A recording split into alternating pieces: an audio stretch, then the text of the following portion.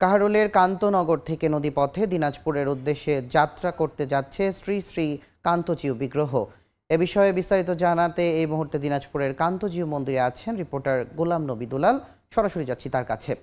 দুলাল, ২৫০ বছরের পুরনো ঐতিহ্য রাস প্রথার অনুযায়ী যথাযথ মর্যাদা এবং ভাব গাম্ভীর্যের মধ্য দিয়ে আজকে শ্রী শ্রী কান্তজি মন্দিরের যে যুগল বিগ্রহ সেটি দিনাজপুর কান্তনগর মন্দির থেকে আপনার নৌকাযোগে দিনাজপুর রাজবাড়িতে তারা রওনা দিবে। এর মধ্যেই অগণিত হাজারো ভক্ত আমরা দেখছি যে রাজবাড়ি যাওয়ার জন্য আপনার ইতিমধ্যে কান্তজি মন্দিরের মধ্যে তারা পূজা অর্চনার মধ্যে দিয়ে অগণিত ভক্ত তারা তাদের যে যাওয়ার যে প্রস্তুতিটা শুরু করেছেন। আমরা লক্ষ্য করছি যে শুধু দিনাজপুর নয়, বিভিন্ন জায়গা থেকে এখানে অসংখ্য পুণ্যার্থী তারা এসেছেন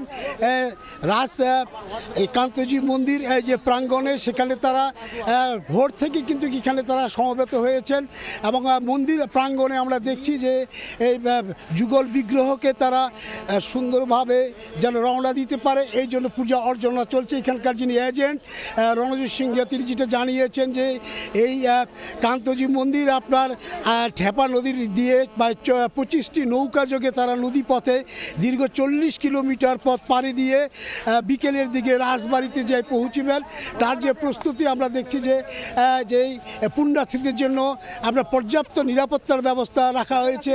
এখানে আনসার ভিডিপি ছাড়াও রয়েছেন আপনার অসংখ্য সেনাবাহিনীর সদস্যকে আমরা দেখছি, পুলিশ রয়েছেন, ম্যাজিস্ট্রেট রয়েছেন, যেন পুণ্যার্থীরা খুব সুন্দরভাবে তাদের যে আপনার যে যাত্রা সেটিকে তারা সুন্দরভাবে যেন সম্পূর্ণ করতে পারেন সেটি তারা প্রস্তুতি গ্রহণ করছেন। আমরা দেখছি যে এই যে যাত্রাপথে আপনার অসংখ্য যে যাত্রাপথে বেশি অসংখ্য যে পুণ্যার্থী তারা নদীপথে তারা হাজার হাজার যে তারা তাদের যে ফলাদি দিয়ে তারা তাদের যে যুগল বিগ্রহর কান্তজি মন্দির থেকে যে রওনা দিবেন আপনার তাদেরকে আপনারা শ্রদ্ধা জানাবেন। আমরা ইতিমধ্যে দেখছি যে এই প্রাঙ্গণে আমরা এসেছি, এই মন্দির প্রাঙ্গণে এখানে আপনার এখন পূজা অর্চনা চলছে।